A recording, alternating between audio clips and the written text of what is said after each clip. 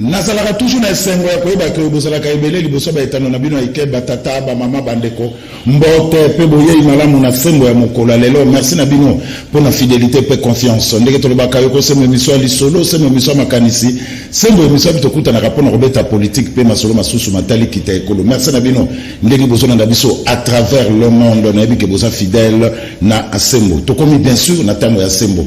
Équipe technique bazawana Freddy Takidi Adolphe Dominguez et Tata Mobicho Dilouadi Okuparbola, Nsimbi Amavinga, Mike Kamwaka, Guy pour les gars maestro, Samson Ilunga Soulemboyo, Joël Pembele, Serge Pouilou.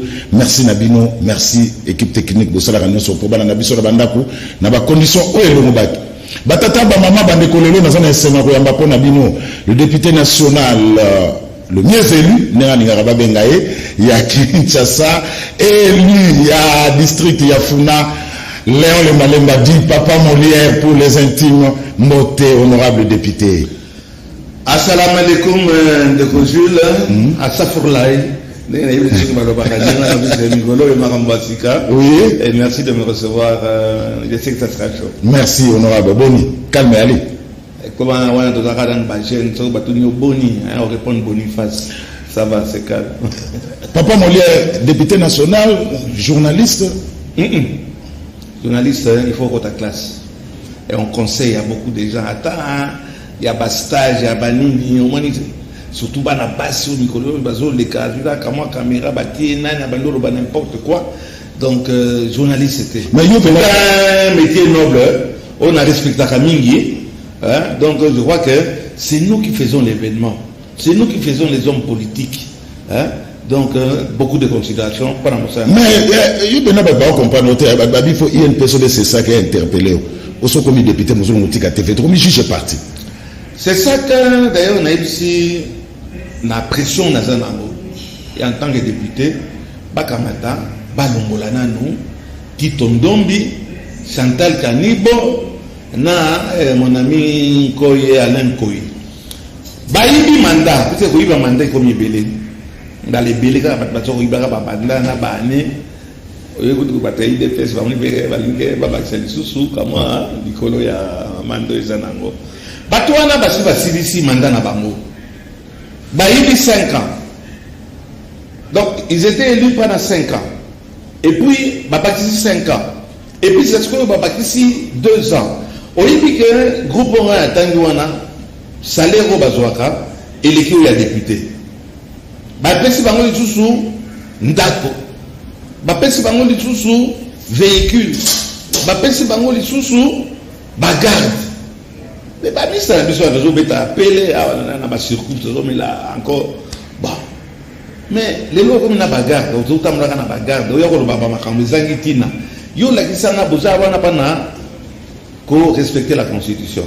La kisanga na et c'est valable pour toi, c'est valable pour les autres amis. Et si, comme mon côté, un journaliste est incompatible avec fonction à député, qu'à cela ne tienne, mais pas un journaliste. Non, un journaliste, c'est Boningo Bamanga qui journaliste pour aller. Quand on a un acteur populaire, bien sûr, social, et on a une chance, il y a une chaîne, qui social, n'a pas dénoncé à travers ma chaîne. Donc, beaucoup de donc c'est quelque chose qui ne concerne pas. C'est sac. Ce morceau de sac ou ce sac ou je ne sais pas quoi. Basalini il est là. Dans le monitoring exact, ça au finga du matin au soir. Chantal Kani a dit na bengi ngai so tadi n'est pas mobile ceux qui voilà des gens qu'on est en train de dire il s'est dit journaliste ou pas choer les filles natali. Dengue a fini mon moi sur le bibi kapinga mais aucun du matin. Kaleso est toboka. D'abord, tu peux dire ça. Bon, c'est un problème d'éducation. Moi, mon mobile, on a tout des sika à outils. Il ne peut pas se perdre. Et c'est ça que n'a pas eu bango balubia, non? Et ça dit élément de diffusion à l'extérieur. Non! Élément on a conçu awa. Batunion va participer à l'Ikamboua, on doit les interpeller. Naïna Zakari Baba, soyez pas citer encore d'autres personnes. C'était au Mégida Kolobaningwana 3 mois. Primo Mukambula.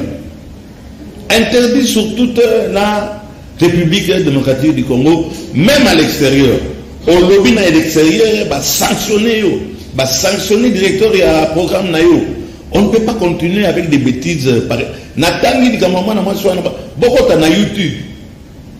Bokota la nini, c'est inacceptable. Et ce type, on ne fait rien, puisque il peut recommencer, il va recommencer. Moutoumou Razo gérer sous ces sacs à Zaki. Nazaki, le plus grand ennemi à ces sacs. Mais les lots, on a comprendre que autorité, il faut Ezala. Ligne rouge, et il faut Zangate, oh, Moutona Moutaïbi, tout ça, on a un abisso. Il y a au moins un abisso. Oh, il y a un mais il y a des lignes rouges. Il y a une façon de critiquer sans injurier. Je suis mal placé pour donner des conseils, mais je suis dedans. Et je vais, il y a une loi sur la criminalité, cybercriminalité, on doit appliquer ça.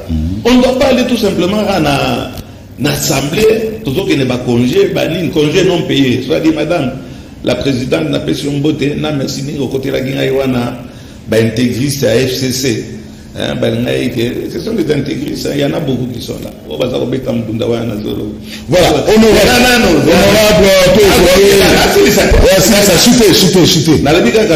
il y a moyen de critiquer sans injurier. Oui. Il faut côté la ligne rouge sans franchir la ligne ou franchir ligne pour poursuivre. Dans poursuivre en justice. Comme ça, les sanga ou les journalistes engagés. Honorable Léon Malemba, alors, honorable, lundi 10 août, normalement, date mokoza prévue pour la reprise Yabakou suite à Covid, il y a 4 mois parce que le gouvernement veut éviter année blanche. Il faudra que dans la 6e primaire, ça la TENAFEP, dans la 6e secondaire, la 6e des humanités, ça l'examen d'État. Alors, ils ont prévu les 3. Le ministère a poussé pour des raisons d'ordre technique pour le lundi 10 août. Mais les syndicalistes disent non. Non, il n'y a pas raison de la classe T parce que selon Bango, raison est belé attaque un acteur social, un député national. Quand même, c'est normal. Il n'y a pas ça la TENAFEP, il y a l'examen d'État. Où est le mal? Parce que le réseau est valable et c'est Covid-19. Au moins, le gouvernement, il y a le Premier ministre Ilunga. Et ça, le gouvernement, tout le monde est à mon côté. Et ça, à mon côté, parce que ça, c'est à mon côté. Au moins, 66, c'est un chiffre, il y a diable. Bango, Bango, bon, 66, 6, mais Bango déjà, Babandi, 2, 6, et tu as dit que Bango, 3, 6, c'est pas comme gouvernement, il y a diable. Pas de ça, il y a mon côté. Voilà des gens qui sont en train de toucher 18 000, 22 000 $ par mois. Yo, il dit ça, ministre Nini, sur les 66. Oh, il y a le bien, non, on a 18 000 $, 30 000 $, là, directeur de cabinet, donc, tu sais que, près de 70%, il y a un bon moyen, et ça n'a pas de les connaît. Donc, nous sommes les connaît. Et les plus grands qui les connaissent, ce sont les ministres de mon côté. Il faut être criminel. Et ça, il faut le bien, non, et ça, pendant Corona, pas mais, monsieur le ministre, je m'adresse à travers Dani Nayo, micro Nayo. Mais, monsieur le ministre de l'Éducation nationale. Willy Bakonga. Mais, action Nayo, et ça nul. Et c'est le moment où ça là, qui populisme. Mais si nous avons coronavirus, et ça qu'on justifié par bon de ça qu'on soit. Bozo Kabola. Bino mo de bozo ko finga na ça pas pour dire ça. Dans la bajoumon oh était na iba kimbongo. Ah te et comme il a papa il y a comme déjà mukolo pas comme bien bango ba papi. Nano yo professeur Mouyembe. Bozui et le mon côté comme mesure. Bana baza ko sakana na babale na banini donc boza na moyen té puis ce moyen on a possible lier bien on possible détourner mbongo wana c'est pas moi qui le dis c'est partout boza au moni guerre entre Mouyembe na Eteli entre le ministère et autres subalterne nae mbongo na ba syndicaliste mbongo zobima bozo comme oh non on va reporter balinga li boso basala année blanche mais et ça qui sorcier année blanche par rapport à quoi disposition ni no yo bino bozui à l'arrière pays pour que l'arrière pays va subir une année blanche. Je me demande même si le ministre a élevé le Ronini et Zali année blanche. Puisque le ministre au monde yo salaka cour aux actions qui ingénieur il y a Kokombo la bala les lois au ministre. Qu'est-ce qu'il connaît dans l'éducation nationale? Éducation nationale. Mais n'oubliez pas que le ministre actuel de l'éducation nationale est un professeur. Ah, d'accord. Il est professeur, il fait professeur d'histoire. Mais c'est tout le monde. Donc, dans un secteur, promoteur et à l'école. Bon, alors, est-ce que ce n'est pas ça? Il y a une incompatibilité. Est-ce que ce n'est pas ça? Puisque on dit très bien que vous avez un moyen. Vous avez un distancement. Vous avez un moyen. Examen d'État, monsieur le ministre, je vous l'apprends, puisqu'il semblerait, il paraîtrait, on parle au conditionnel aux oreilles promoteur. Mais pas dans ça là, examen d'État. Promoteur, t'as ça promoteur, il y a une école bien connue, Madame de Sévigné. Ah, tu es banni. Aïe très bien, à peine aïe très bien. N'a pas domaine belé. Cher ami, dans d'autres personnes, déjà personnalité, dans le cadre de Moussala. Mais il y a aussi l'examen d'État de Kozoul. L'examen d'État se fait avec les points de l'école. Quand c'est l'examen d'État, vous calculez les diplôme vous délivrer. Vous délivrer en sur quel sous-bassement.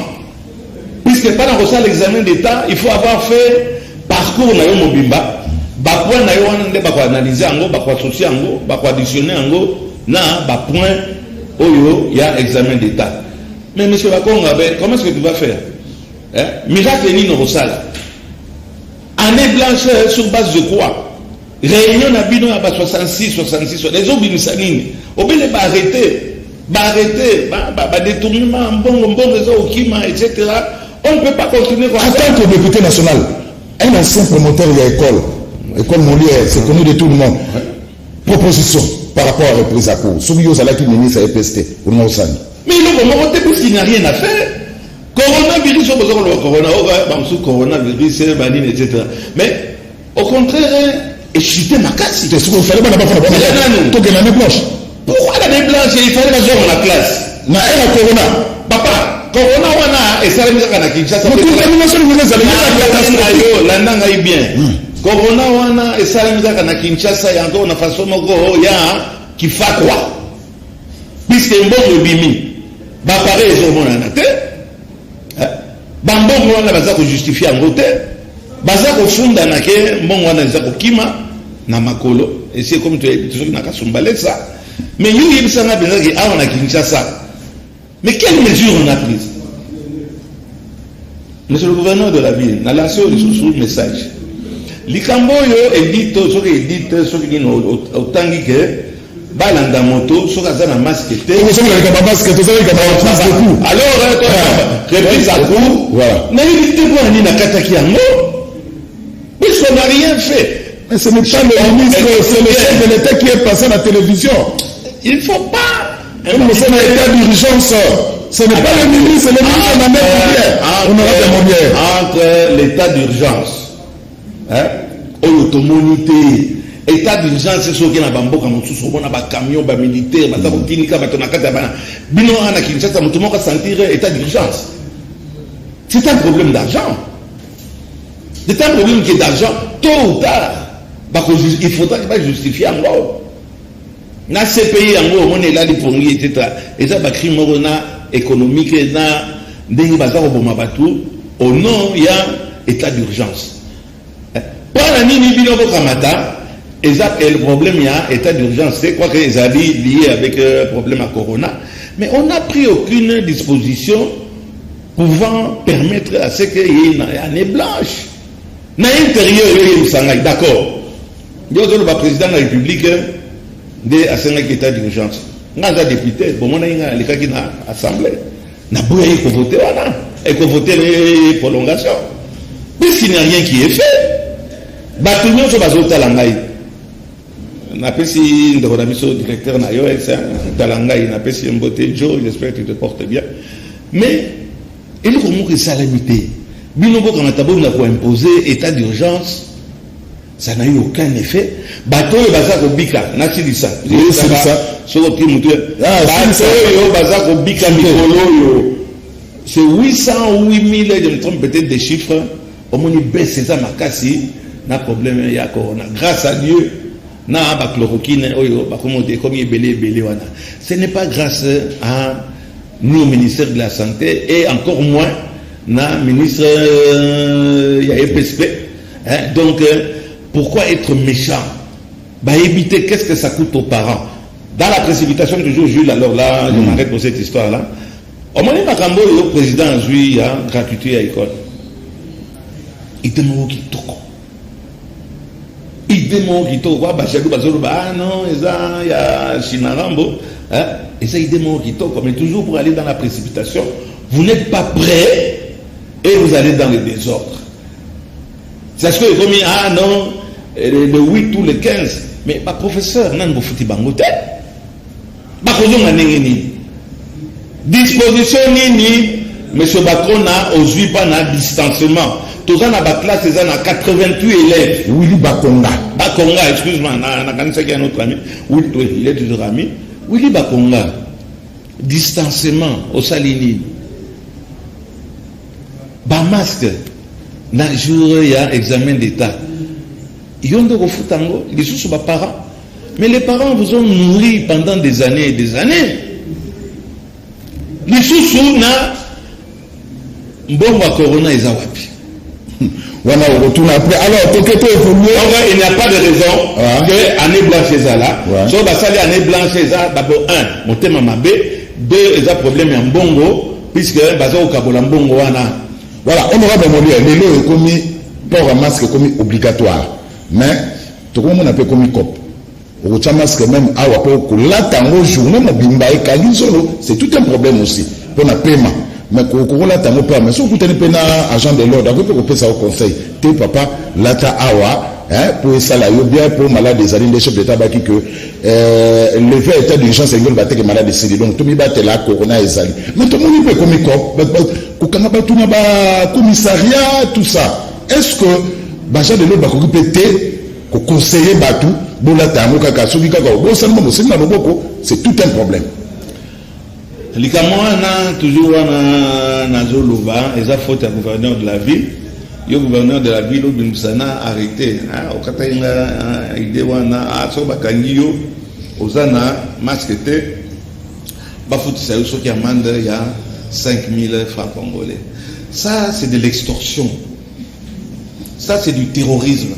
Comment le gouverneur peut autoriser et signer un tel document quand tu sais que la pollution est au Tinouana, 90% va faire quoi? La finité, c'est une réalité. La canyon de Gamadiboso au Tchombo. Au Kamata, nakuti papa mwaye le papa mole tala bakanginga ina zai kolia na kitisi mask bakanginga barido na lati mask te mais pona kolia nini il faut bien que naga matapte nazo meka akona ba nazo lia kwanga pana lekisangwa ezo lekate wanga na kitisi na ai mbila akanginga non monsieur le gouverneur ce comment nous salir ça la marche arrière. Il ne faut pas seulement critiquer tout ça. Bazar même n'a pas ressuscité. Donc au monde, les policiers, ils ont ma fouta. T'as là vraiment ma tsama, ils ont ma fouta. Il y a un masque. Monsieur le gouverneur, ce qu'on doit continuer, comment impopulaire, continuer.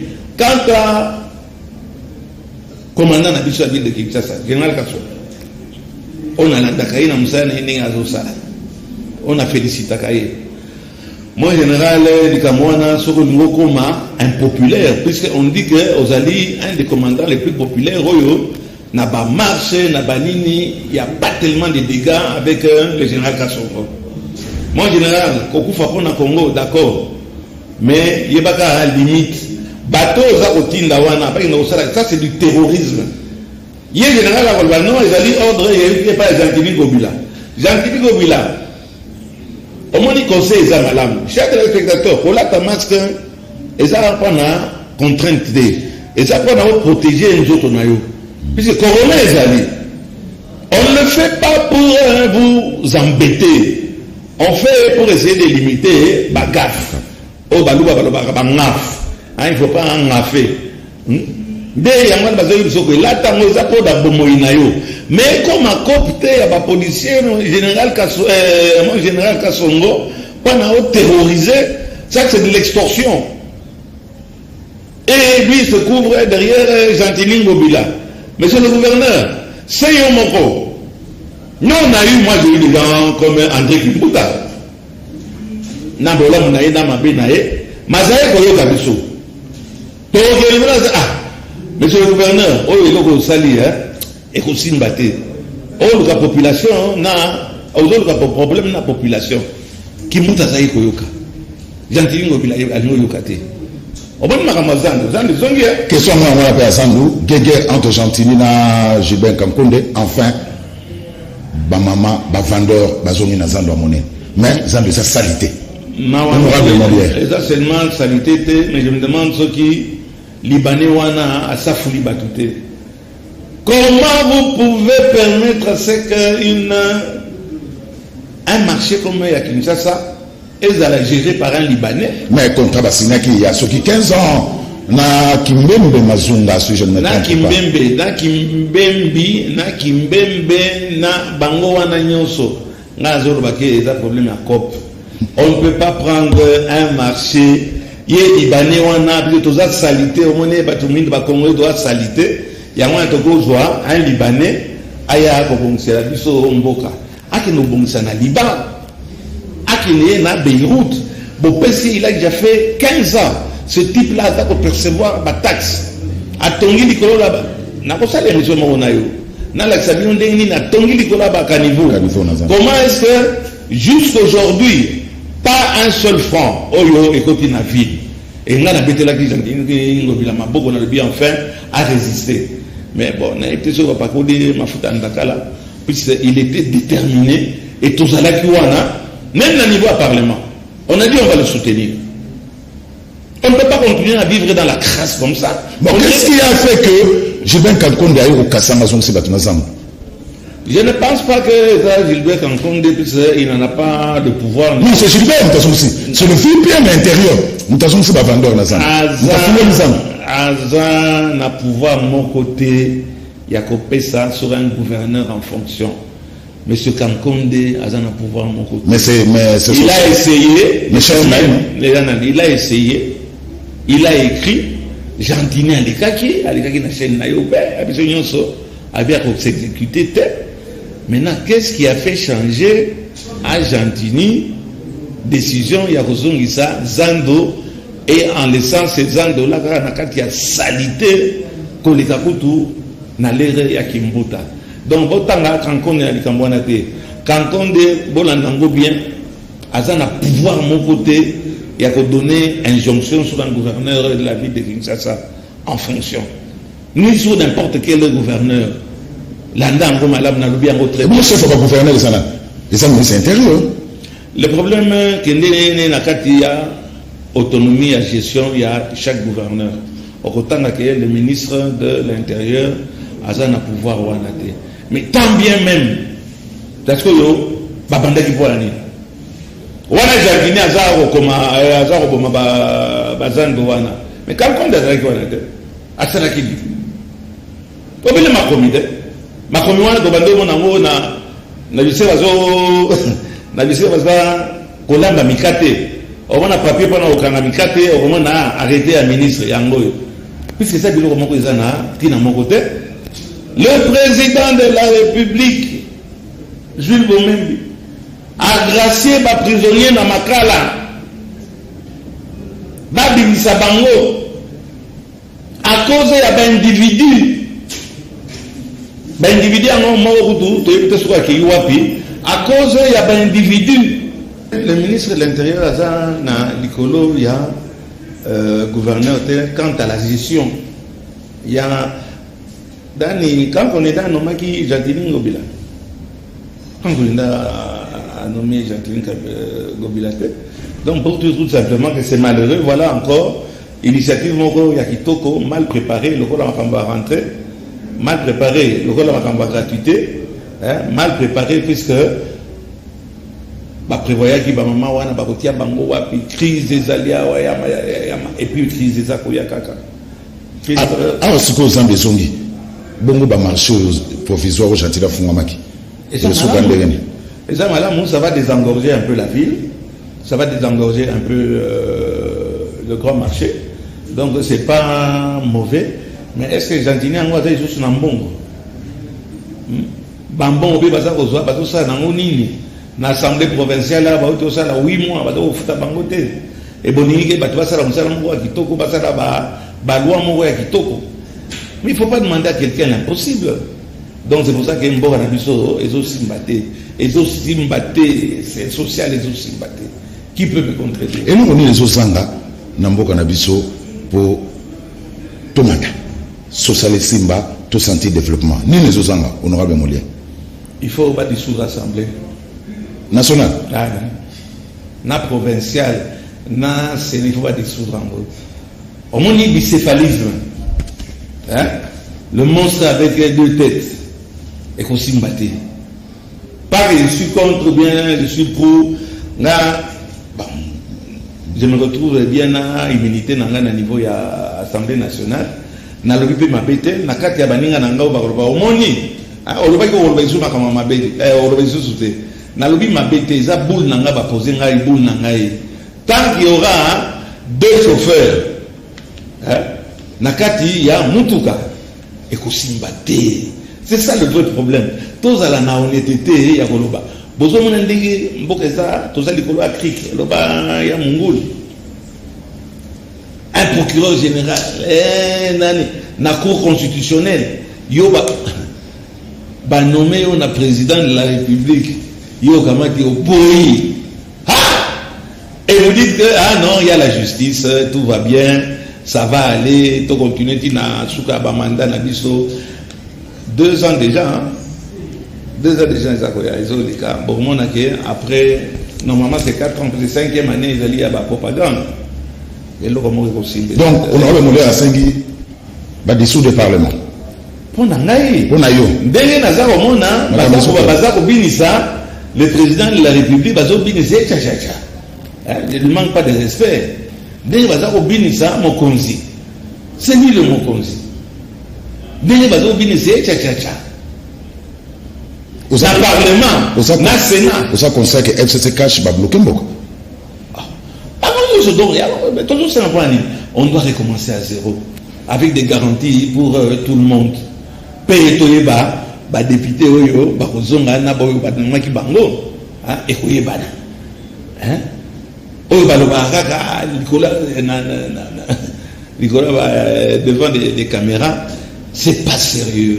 2 ans de gâchis au lieu de s'abonner na amélioration ya vécu quotidien, il y a conditions sociales, il y a population, on assiste plutôt dans un spectacle d'échéance, contre-saint, ordonnance contestée, des juges qui prêtent ça, marche. Quand est-ce qu'un politique congolais de Montekoya a ça on a pour intérêt il y a population? Abdoulaye Wade je crois qu'il n'était pas encore président, je crois qu'il était ministre ou quelque chose comme ça. Le Congolais n'est pas mûr pour la démocratie. L'homme politique congolais n'a pas une culture politique. Voilà, merci de me rappeler ça. Et le roi Wade pas un problème de sanguité. Mais sur le monde, il faut ça par rapport. On n'a jamais pillé un pays comme la période. Au début, ça allait un peu. N'allez à Mobutu, on dit c'est le plus grand voleur. Yende Aïba le plus. Avec Satan. Tu vois comment on a Mobutu a volé pendant 32 ans.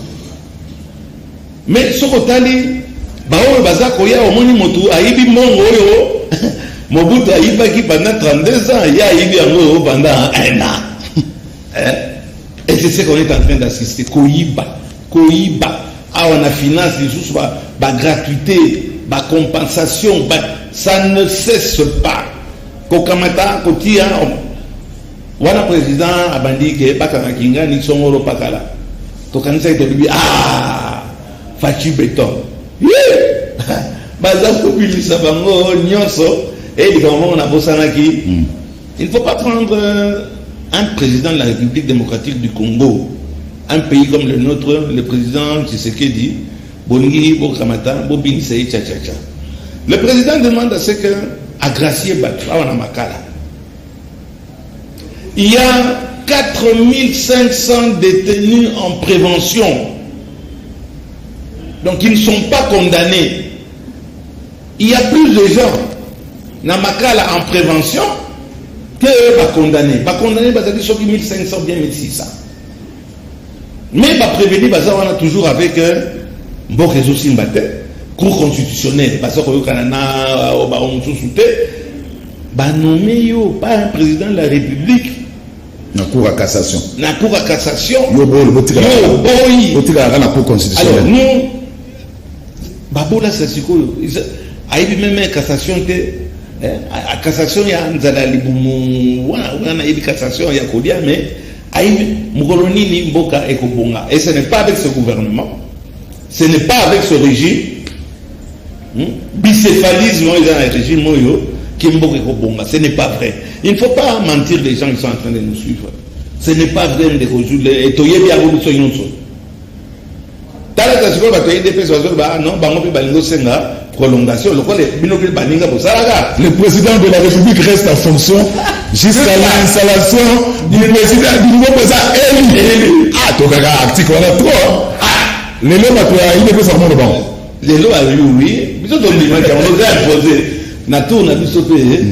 Tu as laquelle n'a carte d'électeur et là. Non, d'abord des cartes de citoyens ou des cartes d'identité. D'identité. Au moins, nous avons la carte des citoyens.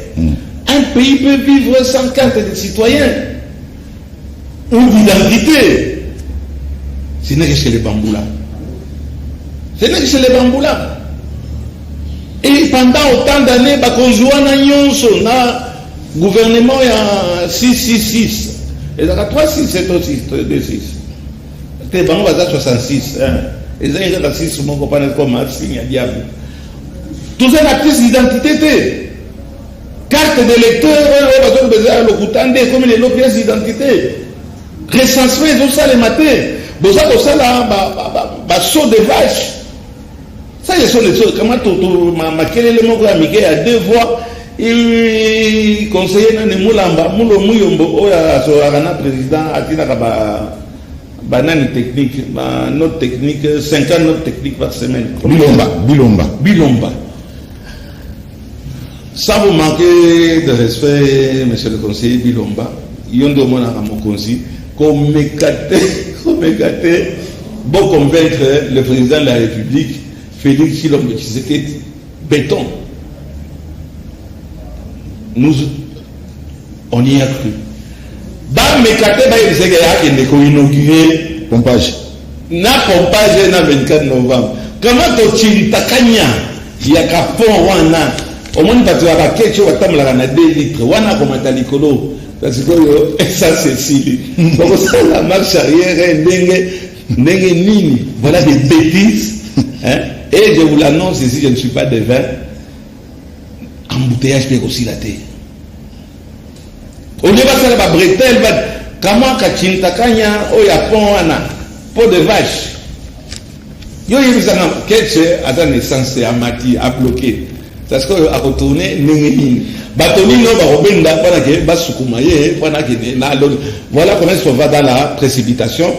Au début fut la parole na maquette toi nezalaki 4 voies baïbi 2 voies. Ce pont est taché et de sang. Il y a des honneurs il y a salité et beaucoup monde wana aussi là batika likambo yo mbongo wana bakino sala bukangalonzo J'ai suivi le Premier ministre, on a bien toujours premier. Voilà quelqu'un qui a travaillé. À Tiki Babiloko et Belé. Lors de la présentation, il y a livre Congo Challenge. Il y a eu une IPC. Ben, il était dans l'État. Et comme il a créé un ennemi, comme il a dit, ah non, Matata, hein, il a volé. Vous savez, les procès, le coup, vous savez, les caméras. Matata n'a pas géré. Vol, il y a eu vol. Tout le monde a eu baki. Mais premier coup, il y a carte ce n'est pas bakati yango pour un problème, il y a vol et il y a vol ou bien détournement. Le gouvernement a refusé de continuer à faire sortir de l'argent pour un projet. Oh, il y a la continuité de l'État. Il y a la continuité de l'État. Mais continuité de l'État, elle était années. Oh, il y a abonné par Kamounion, il y a Monika. Donc, on est badaï PN, ba Siderna, Société, ba Oyobaye, ba Bouki pour un nini, ba Ninga na Bango. Ba Libanais, ba clico ya ba Indo-Pakistano, Chinois et comme ça. Bino Bukanga Lonzo, Azong, Gisayisusu, abanda ko fournir Kinshasa, na ba soso, na ba produits frais, bango ba importé. Alors que l'importation de baza ko détourner mbongo. Yamana on s'attaque à Matata. Matata, bon mon makambo sai na Kindu. Na mbongo l'état, na mbongo tata na été, na mbongo maman na été. Voilà quelqu'un qui a fait quelque chose. Ah, on a building royal, l'intelligent. Nangambo, ba ministère nyo César Bazaka ba locataire. Bazaka ba locataire. Salité zala kiwana. Matata longwe kakawa, au moins il pas na commenter sur 65 kuna. Et c'est là bakiaka ba bouton, ba ibi ezali sous. Merci. Honorable Léon Malemba, dit Papa Molière, mo bien na biso na sembo ya poko. Alors honorable, un problème aussi, taux de dollar.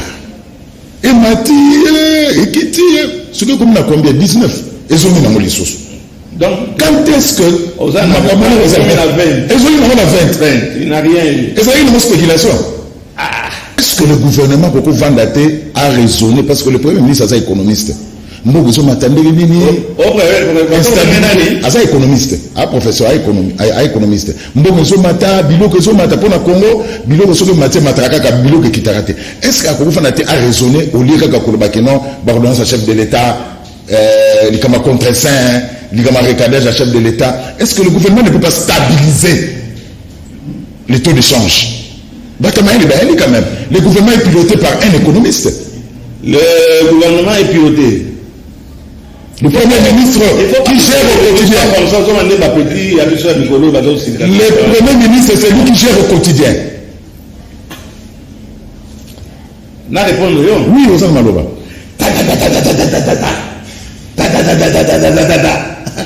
Mais Bazar on a 68. Salaire minimum est $18,000. Oh, bah député va avoir $4,000. Bango dit $18,000. Et le connu n'est curieux, namona ministre Moko, mi balete. Moko a une émission na yo. Aya ko pesa bilan na ye, pas verbal. Sur le terrain oyo, la population a senti rango. Na lobi bien na ba 66. Na manqué bango respecté hein, et la critique. 66 ans, Yamba Moko. Ayawa, non, Namsa, n'a depuis 2 ans, Naza ministre, dans le secteur où na bongisi et population a ça pour sentir en go. Na lancé défi wana. Honorable Léon Malemba toujours cité Malembe. Alors, avant dernière question, affaire Vital Kamerhe. Liberté provisoire et comme le voilà, le comme lobby. Lobby comme lobby kuna après match ezate. Et le woni nezoleka. Vital Kamerhe tokomemaye sasikoyo non azali déjà. Nakati ya situation moko c'est un procès politique. Et c'est un procès politique où les gens sont en train de se rendre, de se rendre compte. Oyozo monake. Biso to sepe la ki wana bakangi Vital Kamerhe. Batu nyonso. Abia to beti maboko vie ekobonga. Bakangi Kamerhe na Jamal vie ekobonga. Mais vie yango ça sikoyo bakangi bango. Et sali et loco nini. C'est encore pire. Makambo et Zaboleka, c'est encore pire. Donc c'est un procès qui est politique. Tant que Vital Kamerhe na isika azali procès naye et kozala sous régime oyo, mon cher Vital, on a la chance que bakotika yo parce que c'est un problème naye les politique. So les a politique te. Ba Blackner, bouti bango wapi. Hein? Ba directeur ya banko ya Rao Bank. O bazaki na kati ya likambo wana, bati bango wapi. Mbongo bozali koluka 57 millions de dollars. Bozui yango. Nye mutu azui yango ayebani eza Jamal. Je reviens encore sur le problème ya Jamal. O azoloba bo pesanga liberté provisoire na silisa ndako ya basoda. La plus grande et la plus belle au la mesure le président Tshisekedi a pris. Et ça un problème ya basoda. Et ça na ramo ya ba pot de vache. Ba pont ya Simbiliki. Président akanisi basoda. Abimisi mbongo. Mbongo na bato bazali ka pemena mbongo wana porté disparu. Mais 67 millions, 57 millions, Jamal a l'oublié ngayoui. Le président provisoire, na ramata, liberté provisoire, na tonga banda kwa basoda. Basoda boyibini basoda là dans quelles conditions. Mais on préfère voir Jamal à Koufa avec ses 82 ans. Il reste papa wana soki ya Koufi, bana na yeto ba associé na mbongo wana ya biso ba congolais kozonga. Et kozonga te. Gouvernement wana azo sali loko mon côté pendant rendre biso la vie facile. Bazo zo ba décision moko na kanai. Na mwanda ngwako. Mais les Cambodrobi wana c'est comme dramatique vous n'avez pas. Même pas nangai. Moi je n'ai pas licencié. Mais j'ai été obligé de réduire ma salaire à 20%. Na ba mesure moko ya bozo ba sali loko mon côté bazo zo ba mbongo à l'arrière pays il n'y a rien. Au contraire, criminalité, au continent, le Bumbashi, vol, n'en parlons pas, Kouroulou, Naizongi, avec ce gouvernement, il n'y a rien à espérer, donc, de consulter. Question posée, bon, n'a pas répondu. Massanga Mati, n'a pas Massanga. Yoro Massanga, sans l'autorisation du gouverneur de la ville, gouverneur de la ville, Bamatisi Massanga pour Annie. Yo, $10 dollars. Hein? Au Kinisi $, Sony, tu commis na 15. Boum! Baya! Tu commis na 20. Donc, wana, sans effet. Maïna courant. Miibi. Est-ce que la fille est moto? Natani moto, la fille est maïna courant. Yo, tu es maïna courant. Miibi. Baza de considérer les sous président de la République, Félix Tshilombo Tshisekedi te. Un message dans la comme pas mon conseil. C'est la seule que l'on en contrepartie. Le président a dit 2 mois de gratuité. C'est comme si vous récupérez un mois. Bakama dit que vous doubler en gros x2. On a nini. Nous allons faire ce que la Constitution nous a donné la prérogative. Qu'est-ce que je peux dire là-dessus? Au marché à Bozoba. Pour avoir ma Seni, Banini, Seni, wana, baza au marché, batubakou finde, et recharger via Congolais. Baseli déjà sur mi balé misa téléki, et charger le rodine. Mais pas na courana ma yomuni batu, batambola kate. Tokobanda rosala ba marché, ya ba biloko wana, et nous na niveau na biso, na niveau na ngai, na kosala tout pour interpeller ou faire interpeller le ministre de l'énergie. Aya ko expliquer à ça ko saboter Fachi pona nini. Je te parle cela il y a 2 mois wana bazo ne ko récupérer ngo. Ça c'est augmentation wana bosali yango sous base ya nini. Puisque d'ailleurs dollar équité, félicitations. Hein, donc il était na 15. Oyo augmentation bino za ko sala. Boza ko souffrir population na biso na mai ya salité. Courant ya salité. Monsieur le ministre, je vais vous interpeller. Il y a hydrocarbures, énergie, souffrir la population. Je vais vous interpeller. Honorable Malamba,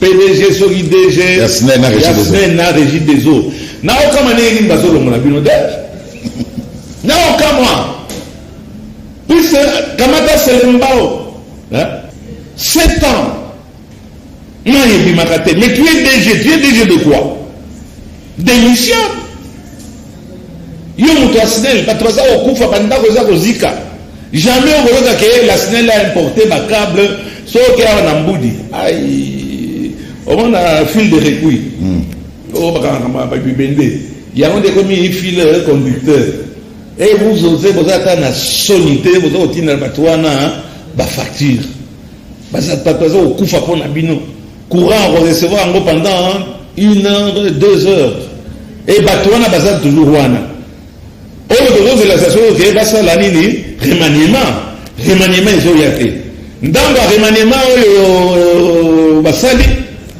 kaka badinosaure nde baza kozongisa on dirait bato mosusu ya mayele baza te et vous voulez que ça change de mesure talanga na miso ozotalanga ete talanga na miso Honorable Léon Balemba, merci Léon Balemba, acteur social, député national. Na incité bato na violence te eza na kati ya bahumour nazoloba ke on doit changer balobi te bakende koboma bato omoni bakointerprete omoni omoni député azobaka bazoloba aza incité babon te naza koimagine donc wana classe politique wana nyonso échanger ça doit être radical comme disait Étienne Tshisekedi Wamamumba oyo tozolele na maya miso esika azali aza obele ko baluka tellement que aza komona makambo atikaki ezosimba te papa wana kuna azali aza obele ko baluka le moyen miso sili la siliso problème à papa Tshisekedi aza obele ko baluka oyo sika kuna azali bazo bele nani ventilateur tellement ko baluka eleki mikolo nyonso pele ko baluka na makambo mboka na ye ezosimba te avo na fini moto. Honorable Léon Balemba élu ya Kinshasa, merci merci na bino bandeko bateli nde bozwaki occasion na biso à travers le monde na tokomi na ntango ya sembo botika na malamu nde tokute na bino mbala ya nsima.